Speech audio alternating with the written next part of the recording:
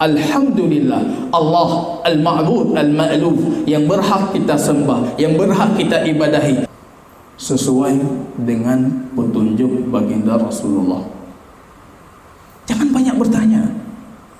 Yang diperintahkan saja sampai hari ini belum kita sempurnakan. Untuk apa kita menambah yang tidak diperintahkan? Al-ma'luf, Allah ibadah, khususkan ibadah semata-mata untuk Allah. Bagaimana kita beribadah? Baginda Rasul. Saya mengatakan, lihat 6 perkara sebelum beribadah.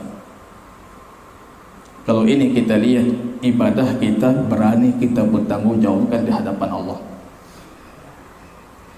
Yang pertama kita lihat itu adatnya, jumlahnya sama tidak seperti jumlah di zaman baginda Rasul sallallahu alaihi wasallam. Subuh 2 rakaat kita lebihkan? Tidak. 3 rakaat? Tidak bisa. Makin banyak dan makin banyak pahala? Tidak bisa. Karena baginda Rasul sudah menentukan jenisnya. Lihat jenis ibadahnya, sama tidak seperti jenis disyariatkan oleh baginda Rasul. Berkurban dengan kambing, berkurban dengan unta, berkurban dengan lembu, tiba-tiba kita berkurban dengan kuda. Tidak boleh. Karena ini jenisnya tidak disyariatkan. Tempatnya, lihat tempatnya, sama tidak seperti tempat disyariatkan oleh baginda Rasul. Saya sering memberikan contoh wukuf di Arafah.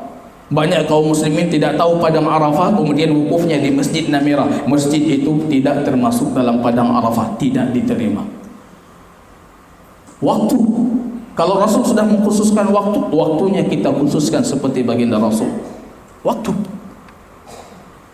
wukuf di Arafah harus kita dapatkan sesuai dengan kesepakatan semua mazhab, setidaknya 1 detik atau 1 menit terbenam matahari kita masih di Arafah. Tiba-tiba matahari belum terbenam, kita sudah ke Musdalifah. Haji kita tidak diterima. Waktu tidak juga. Tariqah, bagaimana beliau melakukan? Kita pertanyakan muraqabah. Saya mau rukuk, tanyakan sebelum rukuk, rukuk saya yang akan saya lakukan sesuai tidak dengan tuntunan baginda Rasul. Selepas rukuk kita juga bertanya, selepas salat kita tadi sesuai tidak? Kaifiatnya harus sama, sebabnya pun harus sama. Sebab ini yang paling banyak masalah. Sebab kenapa Anda mengibadahi? Sebabnya ini. Kira-kira sebab itu ada di zaman baginda Rasul, beliau melakukan tidak? Saya mencoba membuat satu bayangan. Rasul hidup dengan kita seolah-olah beliau tahu tidak amal ibadah kita itu, Pak. Kalau Rasul tiba-tiba di hadapan kita mau berdoa, rupanya Rasul punya versi doa kita beda dengan doa baginda Rasul. Tiba-tiba kita yang harus mengajarkan baginda Rasul untuk berdoa. Sudah kebalik.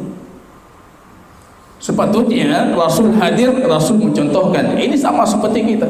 Tiba-tiba ketika beliau melakukan, justru berbeda dengan kita. Kita yang mengajarkan Rasul. Doanya seperti ini. Saya tidak tahu, ya doanya seperti ini.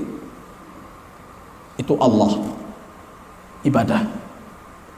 Kalau tidak, tidak mungkin kita dapatkan keselamatan.